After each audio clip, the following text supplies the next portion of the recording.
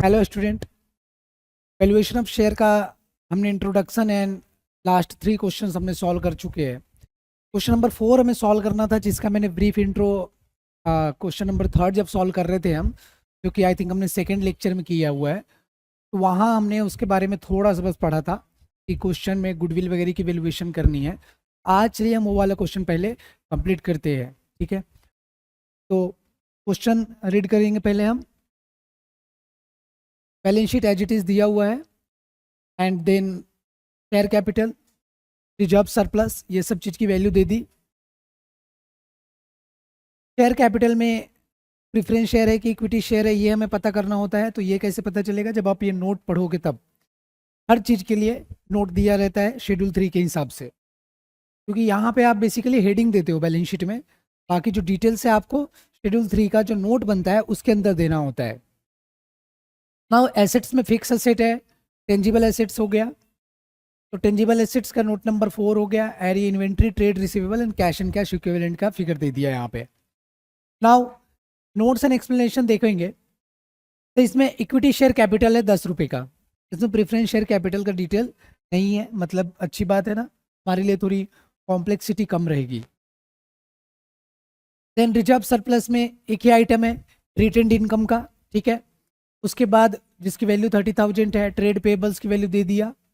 Intangible assets में, sorry tangible assets में furniture and fittings है, प्रीमाइसेस हो गया। स्टॉक के बारे में लिखा हुआ है और यहाँ पे इंपॉर्टेंट है, आपको ये ध्यान में रखना है थोड़ा सा कि stock at 10% below cost, stock at 10% below cost, मतलब ये जो 54,000 है ना, ये कॉस्ट का 10% कम करके हुआ वैल्यू है ये।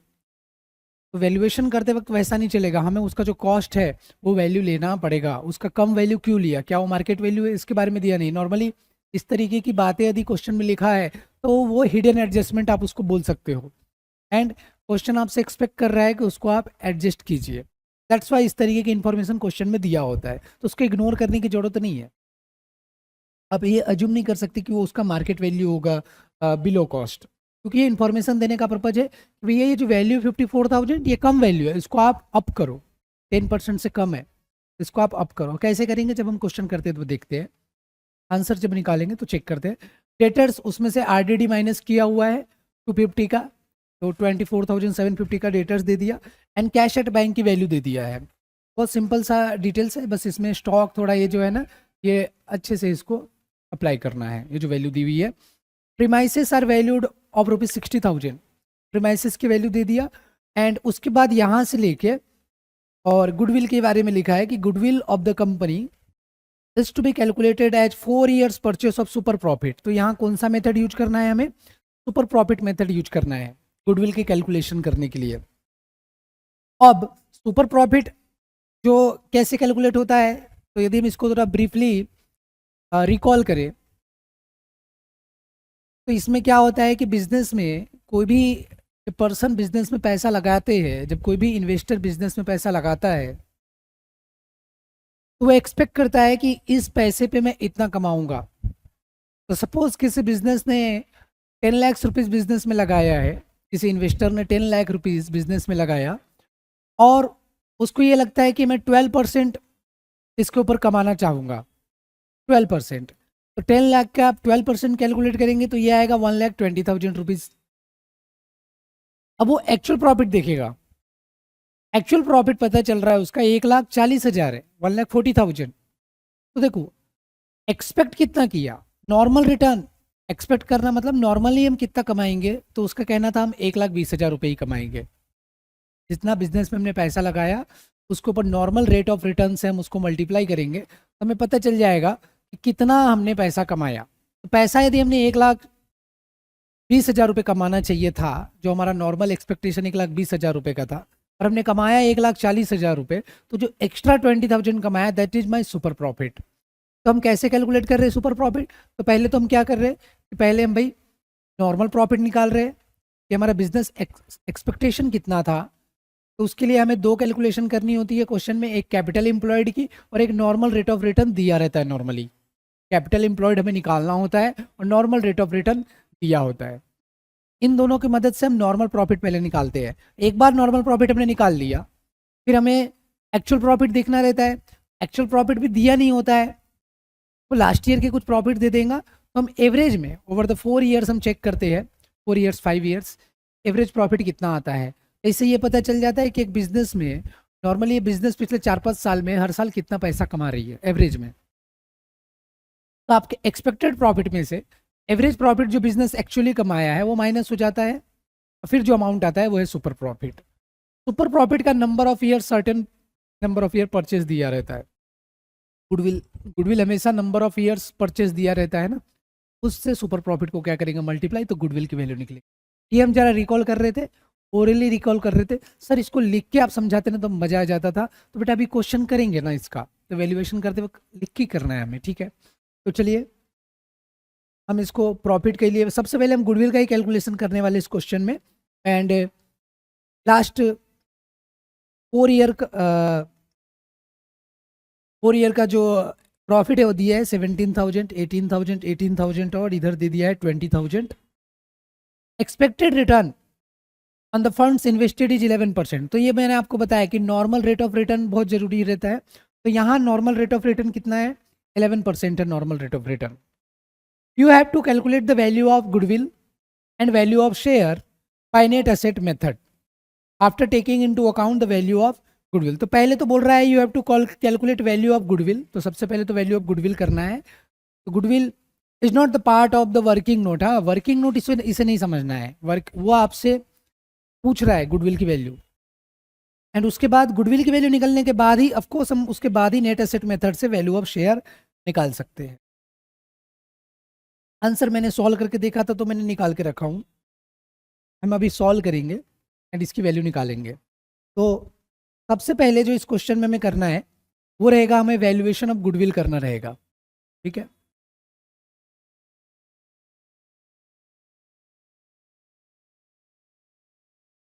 ये क्वेश्चन नंबर 4 है जो हम डील कर रहे हैं।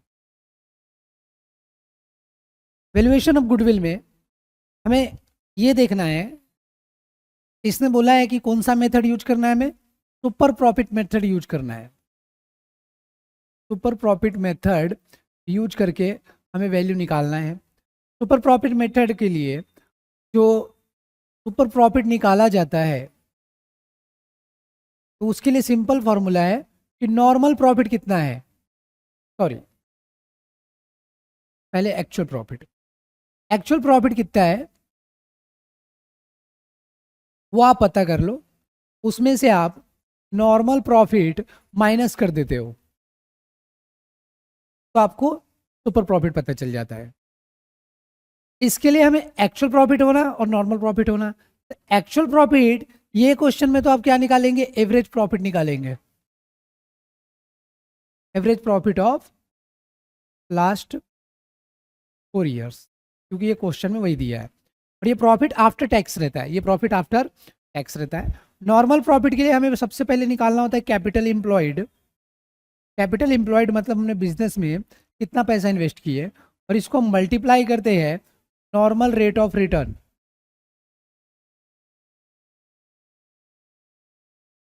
या फिर इसको ही एक्सपेक्टेड रेट ऑफ रिटर्न भी कहा जाता है। अब एवरेज प्रॉफिट का डेटा आपके पास दिया है, नॉर्मल रेट ऑफ रिटर्न भी ये क्वेश्चन में कितना दिया हुआ था, एक्सपेक्टेड रेट ऑफ रिटर्न देखिए 11% दिया हुआ था। एवरेज प्रॉफिट आप ये 4 ईयर के मदद से निकाल सकते हो। एंड जो कैपिटल एम्प्लॉयड नहीं दिया है तो वो हमें निकालना है, हम कैपिटल एम्प्लॉयड निकालेंगे। तो कैपिटल एम्प्लॉयड से पहले हम ये वाला कैलकुलेशन कर लेते, एक एक स्टेप वाइज चलते। तो पहला कैलकुलेशन हम ये करेंगे और दूसरा कैलकुलेशन ये वाला करेंगे। ये तो गिवन है, ये तो क्या है, गिवन है, ये इसका कैलकुलेशन करने की जरूरत हमें नहीं है, ठीक है। तो यहाँ पे एवरेज प्रॉफिट पहले निकाल लेते हैं। एवरेज प्रॉफिट देखो 17,000, 18,000, 18,000 और 20,000, ये 4 साल का प्रॉफिट दिया हुआ है। तो 17,000, 18,000, 18,000 और 20,000, ये 4 साल का प्रॉफिट हो गया। 4 से डिवाइड कर दो, ये कितना आएगा? तो निकालो अपना हथियार। 17,000 plus 18,000 plus 18,000 plus 20,000, 73,000 divided by 4, this comes to 18,250. This is the average profit of the past 4 year. Okay, ये हो गया हमारे, ये वैल्यू निकल गया। और ये प्रॉफिट आफ्टर टैक्स रहता है, तो यहाँ क्वेश्चन में लिखा नहीं है। नॉर्मली जो प्रॉफिट दिया रहता है कभी भी तो आफ्टर टैक्स ही रहता है, अनलेस उसके बारे में आपको क्वेश्चन में दिया है कि नहीं ये बिफोर टैक्स है, तो हमें टैक्स भी माइनस करना पड़ता है। उन्होंने यदि बिफोर टैक्स लिखा तो उनको इनकम टैक्स का रेट भी देना पड़ेगा, उसके बगैर हम आफ्टर टैक्स का प्रॉफिट कैलकुलेट नहीं कर सकते। तो अभी हम ये निकालने के बाद अब कैपिटल एम्प्लॉयड निकालना है, तो कैपिटल एम्प्लॉयड की भी हम वर्किंग बनाएंगे, दूसरे स्लाइड में बना लेते हैं। कैपिटल एम्प्लॉयड निकालना है। कैपिटल एम्प्लॉयड में मतलब बिजनेस में हमने कितना पैसा इन्वेस्ट करके रखा है, तो भाई जितने एसेट्स होते हैं हम उसकी वैल्यू लेते हैं, उसकी वैल्यूएशन चेंज हुआ, यदि मार्केट वैल्यू है तो मार्केट वैल्यू लेना है, जो भी रीवैल्यूड वैल्यू है वो लेना है आज के डेट में। और उसमें से जो करंट लायबिलिटी है, ध्यान रखना मैं नॉन करंट लायबिलिटी की यहाँ बात नहीं कर रहा हूँ आपसे, मतलब जो डिबेंचर है, जो बैंक से लॉन्ग टर्म लोन लेके रखा है उसको माइनस नहीं करते हम यहाँ पे, सिर्फ जो करंट लायबिलिटी है उसे क्या करना है, माइनस करना है। तो करंट लायबिलिटी में trade creditors, bills payable, other current liability, इसी तरीके का इंफॉर्मेशन दिया रहेगा। प्रोविजंस दिए हो सकते हैं, टैक्स प्रोविजन, सैलरी पेबल, इस तरीके की लायबिलिटी आप क्या करेंगे, माइनस करेंगे। तो बैलेंस शीट में करंट लायबिलिटी अलग से दिखता ही है। और हमें ये जब कैपिटल एम्प्लॉयड रहता है तो ये कैपिटल एम्प्लॉयड से ज़्यादा वो इंपॉर्टेंट एक वर्ड आता है यहाँ पे, average capital employed. Average capital employed actual में हमें ये निकालना होता है, तो इसके लिए हम पहले तो एसेट्स लिखेंगे। एसेट्स जो जो चीज़ें हैं वो लिखेंगे लाइन से। तो यहाँ चेक करो क्वेश्चन में क्या क्या चीज़ें हैं। तो यहाँ से चालू हो रहा है एसेट्स, फर्नीचर, फिटिंग्स और प्रीमाइसेस, 3,000 और 30,000 हो गया, तो यहाँ लिख देंगे, उसकी वैल्यू में कोई चेंज नहीं है। फर्नीचर एंड फिटिंग्स, इसकी वैल्यू दिया हुआ है 3,000, लिख लो। उसके बाद प्रीमाइसेस की वैल्यू दे दिया, ये कितना है, 30,000 रुपये, प्रीमाइसेस की वैल्यू 30,000 हो गया।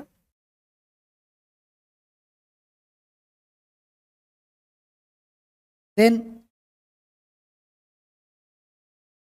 इन्वेंट्री जो स्टॉक है इसकी वैल्यू 10% बिलो कॉस्ट है 54,000 से, तो इसको अबोव कॉस्ट वो उसको पार पे लाना पड़ेगा। तो इन्वेंट्री में एक एडिशनल चीज़ हमें करनी पड़ेगी, क्या है भाई, आपका जो 54,000 है वो यदि 10% नीचे है मतलब वो 90% है, और हमें उसको 100% करना है, तो 90 से डिवाइड करेंगे, 100 से मल्टीप्लाई करेंगे। 54,000 डिवाइडेड बाय 90 इंटू 100, तो ये 60,000 रुपये आएगा। देखो 60,000 का 10% करोगे तो 6,000, तो 6,000 माइनस करके वो वैल्यू है, वैल्यू गलत है, हमें उसको अप करना पड़ेगा, उसके कॉस्ट वैल्यू पे लाना पड़ेगा, जो हमने ला ली है। नेक्स्ट हम देखेंगे ट्रेड रिसीवेबल, तो आरडीडी माइनस करने के बाद जो फिगर रहेगा वही लेना है, 24,750।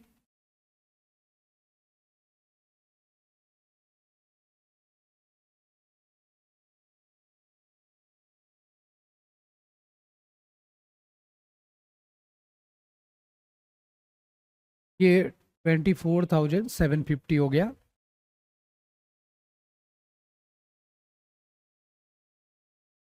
Cash and cash, sorry cash and bank है 3,000, दूसरा कोई एसेट नहीं है, यहाँ लिख देंगे कैश एंड बैंक 3,000। इसका टोटल निकाल लेंगे, 3,000 प्लस 30,000 प्लस 60,000 प्लस 24,750 प्लस 3,000, तो ये आ गया 1,20,750। अब इसमें से हमें क्या करना है, लाइबिलिटीज माइनस करने हैं, करंट लाइबिलिटीज सिर्फ माइनस करेंगे। तो हम यहाँ करंट लाइबिलिटीज की वैल्यू निकालेंगे।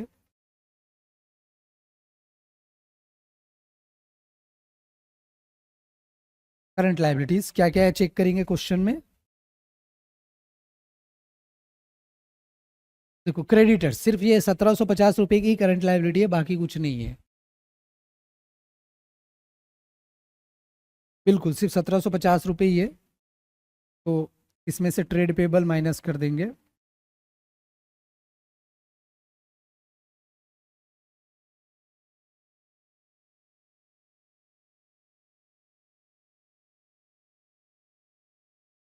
तो ये 1 20 750 माइनस 1750,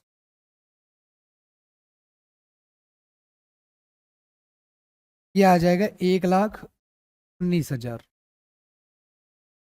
ये हो गया नेट एसेट।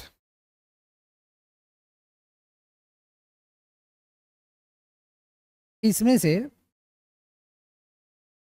ये आ गया बेसिकली कैपिटल एम्प्लॉयड, पर इसमें एक जो एवरेज प्रॉफिट है उसका हाफ माइनस करना पड़ता है। Half of actually profit after tax रहता है, current year profit after tax, लेकिन करंट ईयर का प्रॉफिट कितना है ये दिया हुआ नहीं है। जो करंट ईयर का प्रॉफिट रहता था उसका हाफ करके माइनस करते थे इसमें से, क्योंकि एवरेज कैपिटल एम्प्लॉयड निकालना होता है, कैपिटल एम्प्लॉयड नहीं निकालना होता है। तो यहाँ जो एवरेज प्रॉफिट हमने निकाले 18,250, हमें यही मानना पड़ेगा कि नॉर्मली हम हर साल यही प्रॉफिट कमाते हैं। 18,250 का ही हाफ हमें माइनस करना है।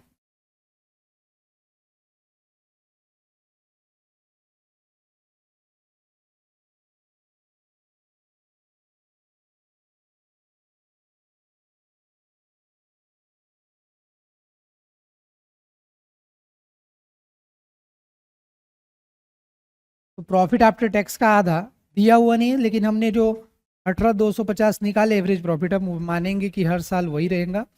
18,250 का आधा करेंगे, ये आएगा 9125। ये वैल्यू माइनस करेंगे, ये आता है 109,875। This is average capital employed.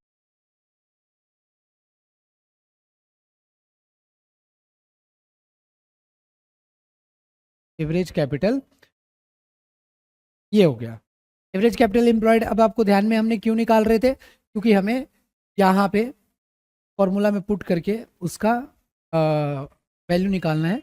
तो चलो यहीं पे नॉर्मल प्रॉफिट निकाल ही लेते हैं ना, इसमें कर ले। ये एवरेज प्रॉफिट हो गया। अब हम सुपर प्रॉफिट कैलकुलेट कर लेते हैं। तो सुपर प्रॉफिट कंटिन्यू में इसके बाद लिखोगे तुम, तो यहाँ कर दो, इधर साइड कर देता हूँ। चलो इधर साइड हम कैलकुलेट कर लेते हैं। Super profit equal to average profit कितना आ रहा है, आ गया अपना 18,250 माइनस कैपिटल एम्प्लॉयड कितना आया 109,875। 109,875 इंटू कितना करना पड़ेगा 11%। 11% नॉर्मल रेट ऑफ रिटर्न है। तो 109,875 इसका 11% लेंगे, ये फ्रैक्शन में आ रहा है 12,086।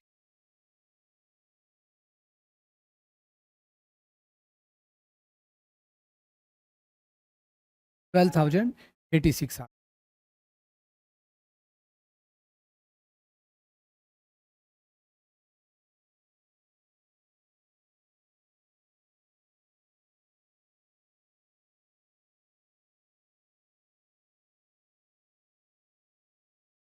18,250 माइनस 12,086 करेंगे, क्या आएगा 6164।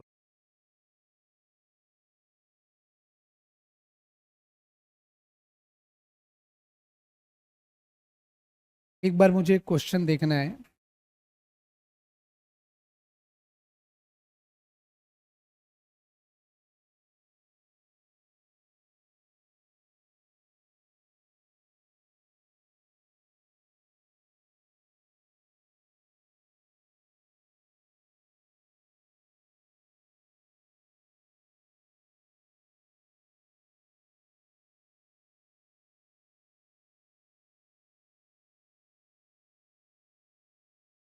ये यहाँ ना एक मिस्टेक हुआ है, इसको ठीक करना है। ध्यान में आया मेरे, ध्यान दो इधर। ये प्रीमाइसिस की वैल्यू ना 60,000 है, ये हमें मिस कर दिए लेना। ये जो वैल्यू है 30,000 यहाँ पे ले लिए थे हमने, तो वो करेक्शन करना होगा बेटा। मैं बताता हूँ वो। ये यहाँ जो प्रीमाइसिस लिखे ना, ये वैल्यू गलत है। ये 30,000 आएगा प्रीमाइसिस की वैल्यू, सॉरी 60,000।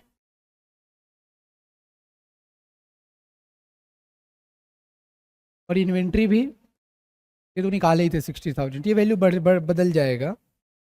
ये हो जाएगा 1,50,750।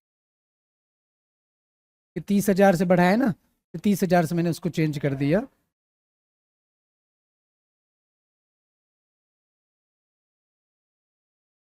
ये 1,41,049 आएगा।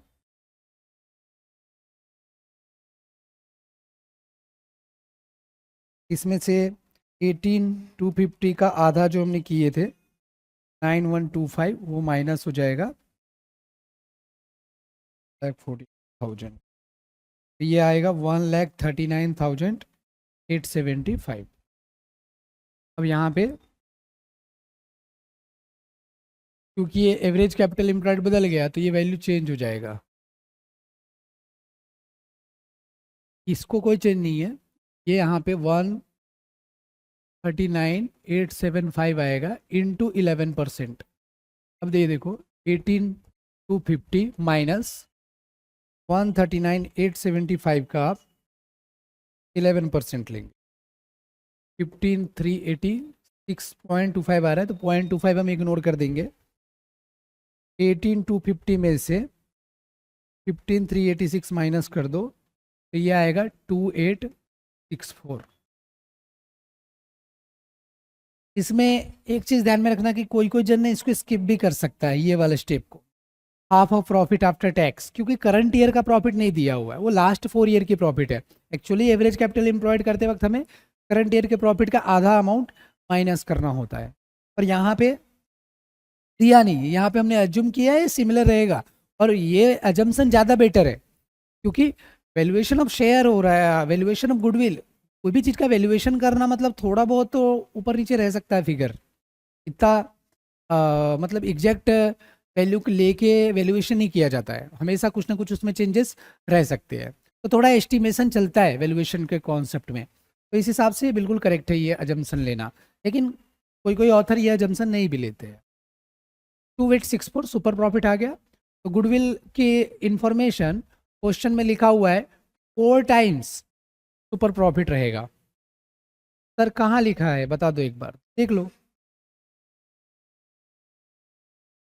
Goodwill of the company is to be calculated at 4 years. देखो 4 ईयर्स परचेस, 4 ईयर्स परचेस मतलब हमें कितने से मल्टीप्लाई करना है, 4 से मल्टीप्लाई करना है। तो 4 इंटू 2,864,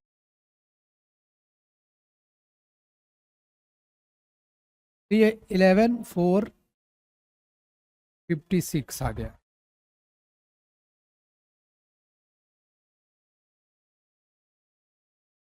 ठीक है, ये हो गया वैल्यू ऑफ गुडविल। अब इसके बाद ये जो वैल्यू ऑफ गुडविल आने के बाद हमें वैल्यू ऑफ शेयर निकालना है, तो अब हम अगला जो कैलकुलेशन करेंगे वो रहेगा वैल्यू ऑफ शेयर का। ठीक है, वैल्यूएशन ऑफ गुडविल में डाउट रहेगा तो आपको मेरे पर्सनल व्हाट्सएप नंबर जो कि मैं बता रहा हूँ 8855073832, ये वाले नंबर पे व्हाट्सएप पे डाउट पूछना है, कॉल नहीं करना है। कॉल में एंटरटेन नहीं करता हूँ, आपको मैसेज करना है, मैसेज पे मैं जवाब दे दूंगा। ठीक है, मुझे ज़रूरत रहेगा तो देन हम कॉल पे डिस्कस कर सकते हैं, वो मैं डिसाइड करूंगा, आपको मैसेज करना है। देन वैल्यूएशन ऑफ शेयर करना है अब हमें। तो ध्यान दो, हमने ऑलरेडी नेट एसेट तो निकाल के रखा था, यहाँ पे चेक कर लो, बस उसमें गुडविल की वैल्यू ऐड करनी थी। तो चलो फिर से ये लिखना तो तुमको पड़ेगा, पेपर में तो पैटर्न बनाना पड़ता है, तो इसमें हमने नेट एसेट मेथड यूज करना है। तो हम सबसे पहले एसेट्स लिखेंगे। एसेट्स में अगेन जो चीज़ें पहले थी वही वाली रहेगी। फर्नीचर, फिटिंग, प्रीमाइसेस, इन्वेंट्री, बस एक गुडविल और आ जाएगा, दैट्स इट। बाकी ये पांचों सेम रहेंगे। तो सबसे पहले गुडविल ही लिख देता हूँ। कितना निकाले गुडविल हमने, चेक करो, 11,456, ये हमारा गुडविल की वैल्यू है।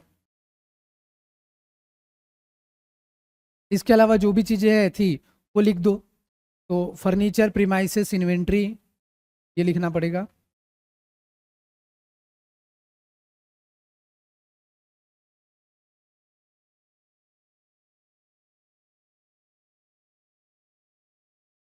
और क्या थी भाई, trade receivable, cash at bank,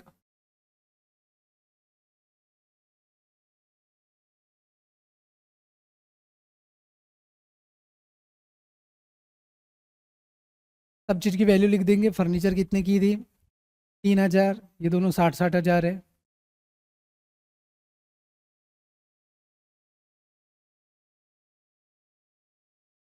की वैल्यू थी 24,750 और 3,000।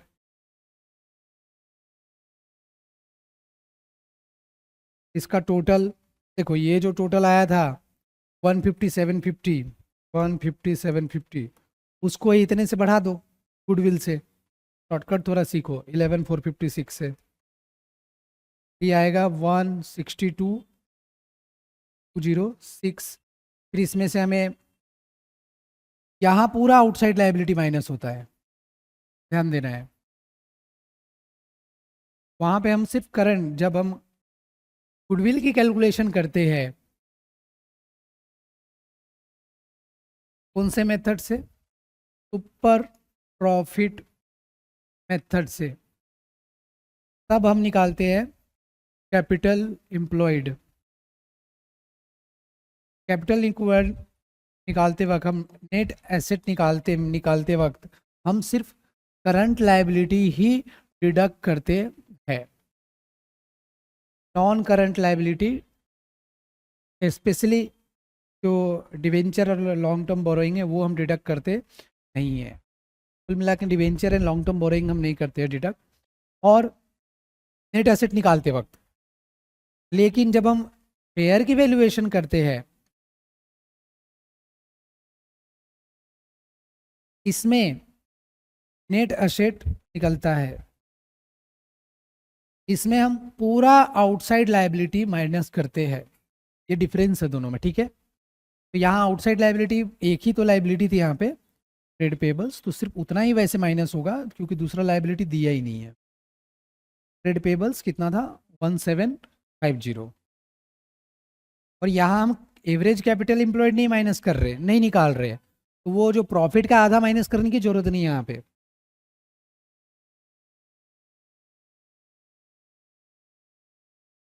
One 456, this is net asset.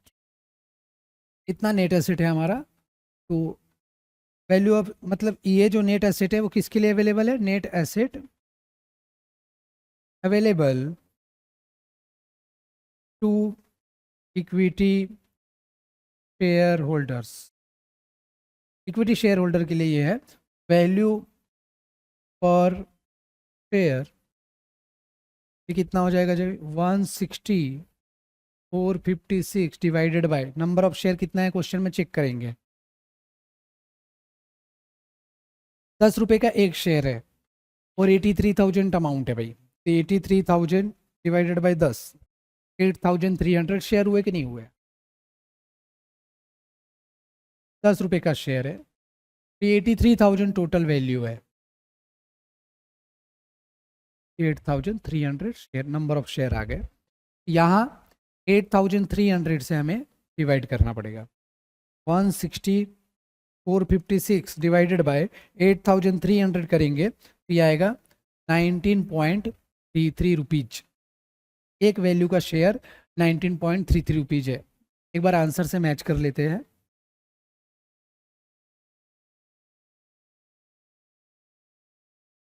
यही आंसर, आंसर में निकाल लेते हो पहले, कुछ चीज छूट ना जाए। कई बार इसलिए भी हो जाता है कि कई बार क्वेश्चन जो छापे है वो गलत रहता है।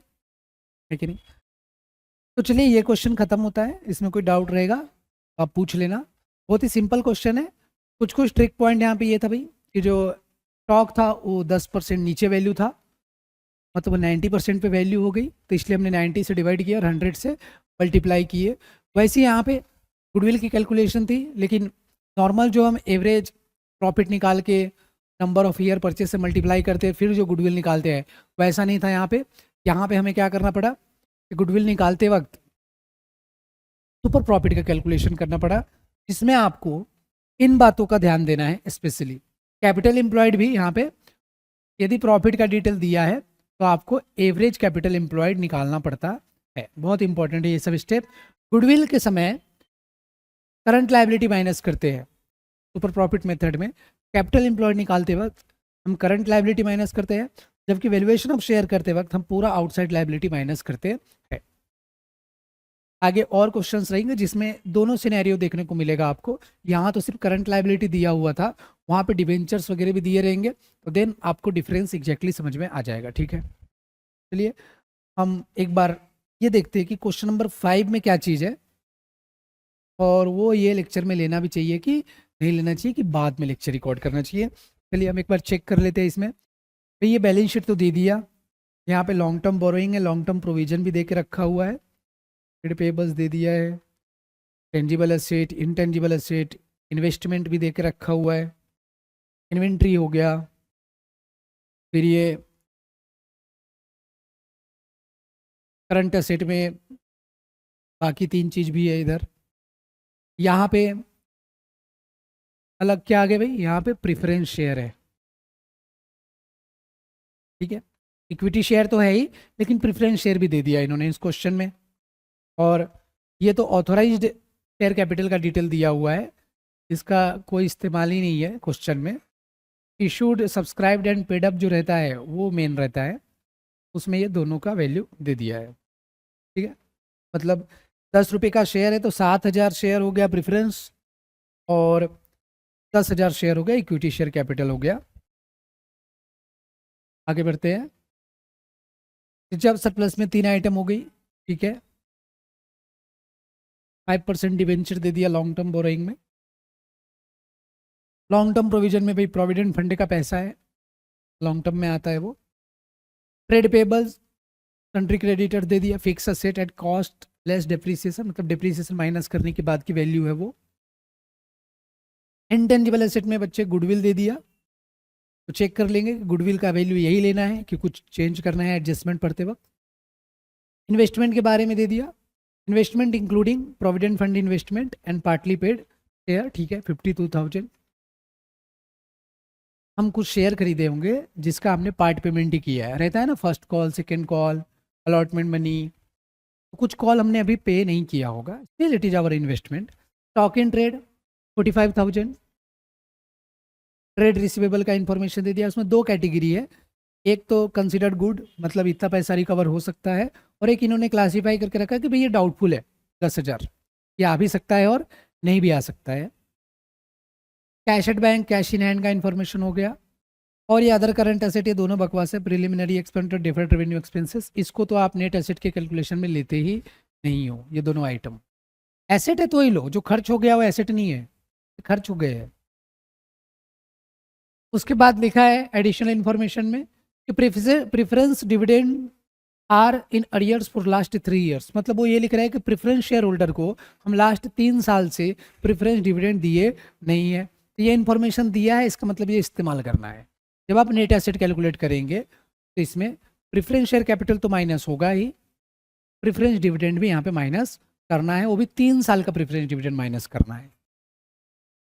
Liabilities for bills receivable discounted 2,500, तो हमने बिल रिसीवेबल डिस्काउंट किया जिसका लायबिलिटी 2,500 एक्रू हो चुका है, मतलब वो देना है।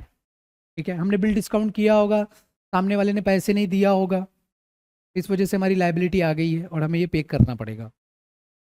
Assume that goodwill given is of same worth and out of the doubtful dates 50% are recoverable। तो डाउटफुल डेट ऊपर लिखा था, 10,000 का डाउटफुल डेटर्स है और बचा हुआ 35,000 का कंसिडर्ड गुड वाले डेटर्स है। तो भाई उसमें से उनका कहना है कि जो डाउटफुल डेट्स लिखा ना बोले ऊपर 10,000 का, उसमें से 50% अच्छा हो गया है बोले, 50% और आ सकता है। यदि नहीं लिखा रहता तो डाउटफुल डेट अपन लेते ही नहीं थे नेट एसेट में, लेकिन क्योंकि 50% रिकवरेबल है तो 50% अमाउंट हम नेट एसेट कैलकुलेशन करते वक्त लेंगे। कॉन्टिजेंट लाइबिलिटीज, कॉन्टिजेंट लाइबिलिटी का नेट एसेट निकालने में कोई रोल होता नहीं, ये फालतू का है चीज़, एक्स्ट्रा इन्फॉर्मेशन है आपको कंफ्यूज करने के लिए है। ये कॉन्टिजेंट है, वो बाद में जो लाइबिलिटी होगा उसका भी क्या करना है। ऐसे से तो बहुत सारे बाद में लाइबिलिटी हो जाएगी। कोई भी इंसान हमारे ऊपर केस कर दिया है, कुछ केस फाइल कर दिया हमारे ऊपर, कोर्ट में कुछ चालू है लीगल मैटर, तो उसका बोले लाइबिलिटी लिख लो। आपको चेक करना पड़ता है कि कितना सर्टेनिटी है वो लाइबिलिटी अराइज होने का हमारे ऊपर, और सर्टेनिटी यदि बहुत ज़्यादा है, आप उसका अमाउंट एस्टिमेट कर सकते हो, तो देन उसका प्रोविजन करना होता है, अदरवाइज करने की जरूरत नहीं। Uncalled liability of partly paid share, तो जब मांगेंगे देंगे, उसका अभी से उसको क्या करना है। There are capital commitment of 1 lakh, तो हमने कमिट करके रखा है कि हम 1 लाख रुपए कहीं पे इन्वेस्ट करेंगे, ठीक है ना, जब होगा तब देंगे ना, contingent liability. Rama is the holder of 100 equity share, he died, अच्छा दुखद घटना है भाई, रमा 100 इक्विटी शेयर होल्ड कर रही थी था और उसका डेथ हो गया है। चाह रहे हैं कि भैया डेथ हो गया तो उसने 100 शेयर जो इस कंपनी में लेके रखा है उसकी वैल्यू कितनी, तभी तो वो उस शेयर को बेच पाएगा और रामा को वो पैसा मिल पाएगा, रामा के जो लीगल हायर्स है, उनके जो रिलेटिव्स है, उनको पैसा मिलेगा। तो ये जो एडिशनल इन्फॉर्मेशन है ना, हो रहा है यहाँ पे अलग सा लग रहा है, तो अलग है तो भाई उसको सॉल्व करेंगे, अलग नहीं लगेगा। बहुत सिंपल सा ये क्वेश्चन है, इक्विटी शेयर है, सिर्फ इक्विटी शेयर का ही कैलकुलेट करेंगे हम, आंसर दोनों का निकाल के दिया हूँ, निकाल लेंगे वो भी।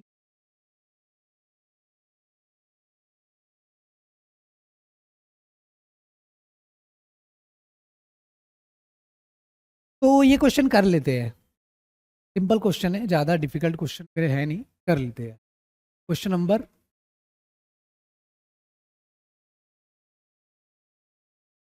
5 करेंगे। इसमें हम डायरेक्ट नेट एसेट निकाल सकते हैं क्योंकि इसमें गुडविल वगैरह की कैलकुलेशन करने की जरूरत नहीं दिया है, तो हम सीधा यहाँ पे हम वैल्यू ऑफ प्रेफरेंस शेयर भी निकाल लेते हैं। तो ये आसान है कि प्रेफरेंस शेयर होल्डर को जो पैसा जाएगा, net asset available for preference share holders plus dividend यदि अरियर्स का है, डिविडेंड यदि उनको कुछ जाना बाकी है तो वो भी उनको वैल्यू है, वो भी ऐड हो जाएगा, divided by number of preference share होता है। तो वैल्यू पर शेयर यदि हमें निकालना है प्रेफरेंस शेयर होल्डर का, तो इसमें एक तो आप देख लो कि प्रेफरेंस शेयर कैपिटल कितना है, वो ले लेंगे, और यहाँ हम ये समझ रहे कि इनको प्रायोरिटी है, पहले प्रेफरेंस शेयर होल्डर को उसका कैपिटल और डिविडेंड दोनों का पैसा हमें देना है, ये उसका प्रायोरिटी हमें ये अज्यूम करना है। और अरियर्स ऑफ डिविडेंड, ये तो क्वेश्चन में लिखा ही है, ये भी लेना है, और डिवाइडेड बाय हो जाएगा number of shares, number of preference share, of course equity share से नहीं करेंगे डिवाइड। तो क्वेश्चन में चेक करोगे तो प्रेफरेंस शेयर को कितना पैसा देंगे हम, जितना उसका कैपिटल है 70,000, तो वो ले लो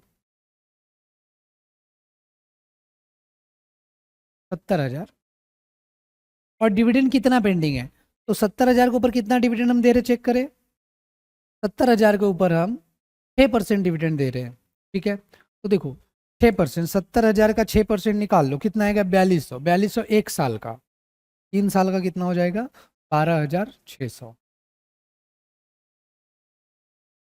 और एक शेयर 10 रुपये का है तो टोटल शेयर कितना रहेगा 7,000, तो कैलकुलेट कर लो। देखो 70,000 प्लस 12,600, ये हो जाएगा 82,600 डिवाइडेड बाय 7,000,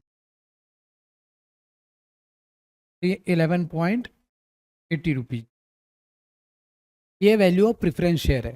पूछा नहीं है क्वेश्चन में, हमने निकाल लिए, बाद में क्वेश्चन में पूछेगा वो। अब हमें निकालना है वैल्यू ऑफ इक्विटी शेयर।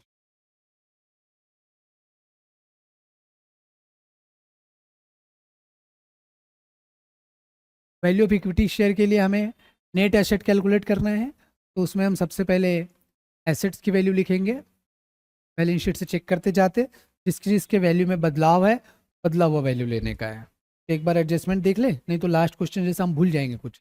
इसमें किसी भी एसेट में बदलाव नहीं है, डाउटफुल डेट में थोड़ा चेंज रहेगा, और गुडविल एज इट इज लेना है। ये एडिशनल लाइबिलिटी है, ये भी एडिशनल लाइबिलिटी सब लेना है। चलो ठीक है, शुरू करते हैं।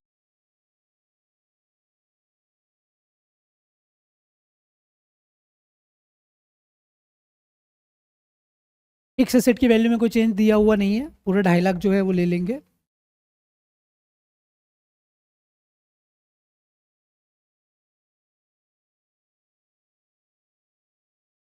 ठीक है, उसके बाद गुडविल उन्होंने बोला जो दिया है वही वाला ले लो, तो 10,000 गुडविल।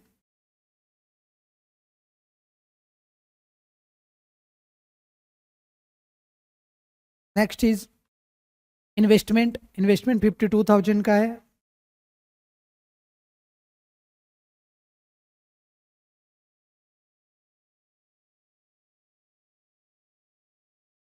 स्टॉक इन ट्रेड 45,000, इसमें भी कोई चेंजेस नहीं है।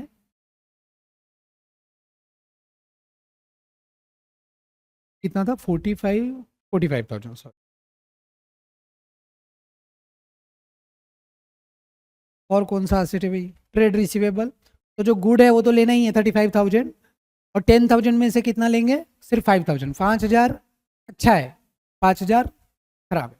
यदि देखो नीचे कुछ इन्फॉर्मेशन नहीं देता था कि डाउटफुल डेट के बारे में, तो हम सिर्फ और सिर्फ 35,000 ही लेते थे। 10,000 डाउटफुल है, उसको वैल्यूएशन में लेना ही नहीं। जो डाउटफुल है उससे शेयर का वैल्यू थोड़ी बढ़ेगा, लेकिन उन्होंने बोला इसमें से 50% ही डाउटफुल है, 50% अब रिकवरेबल है, तो 35,000 प्लस इसका 5,000। डेटर्स, डेटर्स 35,000 तो नॉर्मल था, प्लस 5,000 रिकवरेबल है, अब तो वो ऐड हो जाएगा 50% वाला, ये टोटल हो गया 40,000। कैश एट बैंक है 50,000, कैश इन हैंड है 500।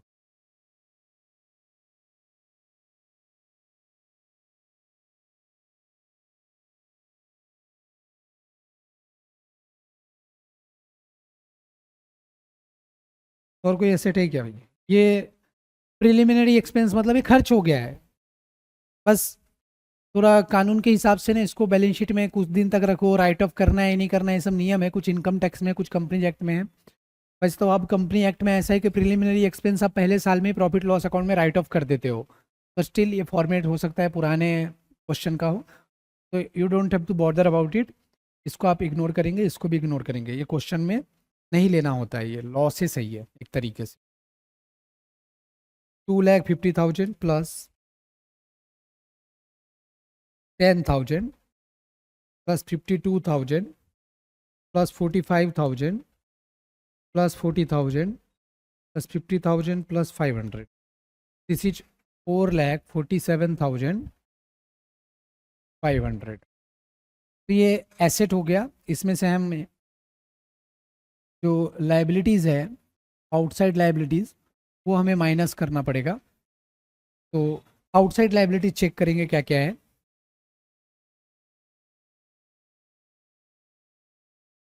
एक तो ये सन्ड्री क्रेडिटर है 55,000 का, एम्प्लॉय प्रोविडेंट फंड भी आउटसाइड लाइबिलिटी में आएगा, और 5% डिवेंचर भी आउटसाइड लाइबिलिटी में आएगा, इसके ऊपर कुछ नहीं। जब सरप्लस वगैरह आउटसाइड लाइबिलिटी में नहीं आते हैं, तो चलिए trade payable, employee provident fund and 5% debenture ये माइनस कर। ट्रेड पेबल्स ये दिया हुआ है 55,000।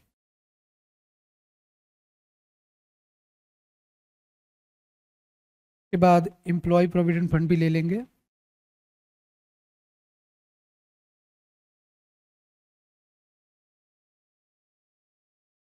वैल्यू चेक करो, 30,000 दिया, नहीं सॉरी 21,500 है। ठीक है, उसके बाद 5% डिवेंचर ले लो, इसकी वैल्यू दी हुई है 30,000। और कोई लायबिलिटी है क्या चेक करेंगे। डिविडेंड है और ये liability for bills receivable discounted, ये लेना पड़ेगा 2500। डिविडेंड प्रेफरेंस शेयर जब माइनस करेंगे ना तब माइनस करना है। ये हमने ऑलरेडी ये पॉइंट का कंसिडरेशन ले लिया, ये दोनों करना नहीं था। 2500 और हमें माइनस करना है।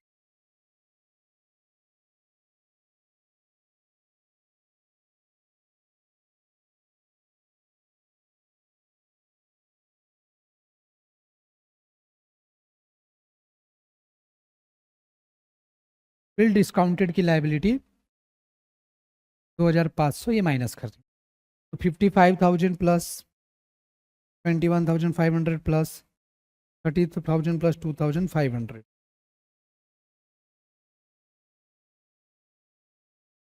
ये आएगा 1,09,000।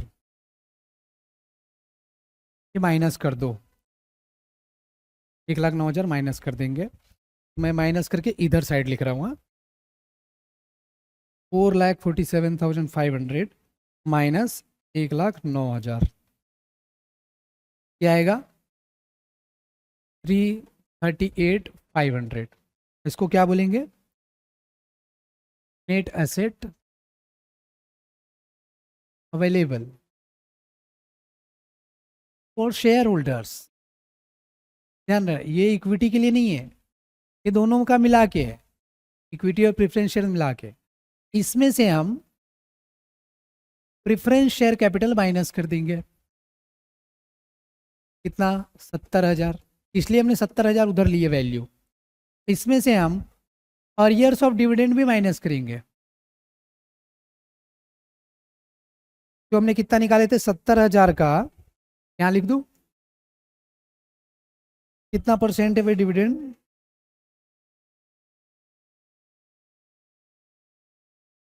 6%। तो 70,000 का हमने 6% लिए थे ना, तो ये 70,000 का ये 6% लिए थे, लेकिन ये 3 साल के लिए लेना था क्योंकि 3 साल का डिविडेंड अरियर है। ये आया था 12,600, ये भी माइनस करना होगा। अब ये वैल्यू जो आएगी वो ले लो, 338,500 माइनस कर लेंगे हम 70,000, इसमें से और माइनस कर लो 12,600, दिस इज 2,55,900। मतलब 338,500 ये प्रेफरेंस शेयर होल्डर को भी पैसा जाएगा और इक्विटी शेयर होल्डर को भी पैसा जाएगा। और हमने यहाँ प्रायोरिटी क्या मांगेंगे, यहाँ कुछ दिया नहीं है पहले किसको पैसा जाएगा, तो हमने ये अज्यूम किए कि प्रेफरेंस शेयर कैपिटल का प्रायोरिटी पहले है, अर्लियर्स ऑफ डिविडेंड का भी प्रायोरिटी पहले है, तो पहले तो उन दोनों को पैसा दे जाएगा, फिर ये इक्विटी शेयर होल्डर के लिए पैसा बचेगा। तो यहाँ लिखेंगे net assets available for equity share holders. अब उसके बाद वैल्यू पर शेयर,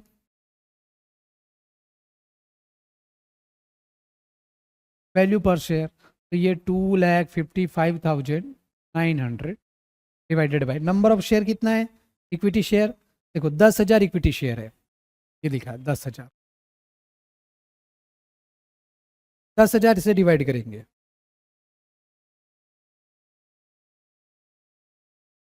तो ये कितना हो गया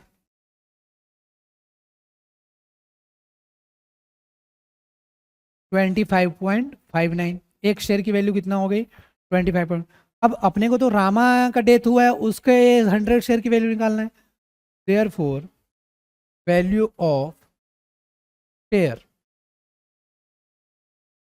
हेल्ड बाय रामा, रामा ने जितना शेयर होल्ड किया उसका कितना वैल्यू हो जाएगा, तो 100 शेयर है और एक शेयर का वैल्यू कितना है 25.59, ये कितना हो गया बेटा 2,500 इतना रुपया। यदि रामा वो शेयर को रामा के डेथ के बाद वो शेयर यदि उसके रिलेटिव्स वगैरह सेल करेंगे या फिर उसकी वैल्यू रिडीम करेंगे तो उनको इतना पैसा मिलना चाहिए वैल्यूएशन के हिसाब से, ठीक है। तो इतना ही मिलेगा नहीं मिलेगा ये तो रियल लाइफ में वेरी करता है, निगोशिएशंस वगैरह भी रहते हैं, दूसरे फैक्टर्स भी रहते हैं, बट यदि वैल्यूएशन प्रिंसिपल के हिसाब से चले तो उसको 2,559 रुपये मिलने चाहिए 100 शेयर के बदले। तो ये क्वेश्चन इस तरीके से एक इम्पॉर्टेंट क्वेश्चन है, पेपर में बिल्कुल आ सकता है, वो वाला क्वेश्चन है। तो इसको प्रैक्टिस करेंगे, ठीक है।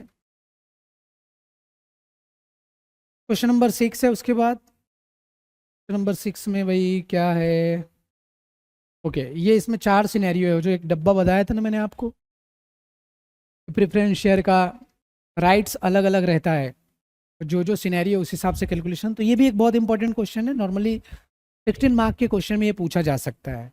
तो ये वाला जो क्वेश्चन है हम नेक्स्ट लेक्चर में कवर करते हैं, ओके। तो thank you for watching, bye bye.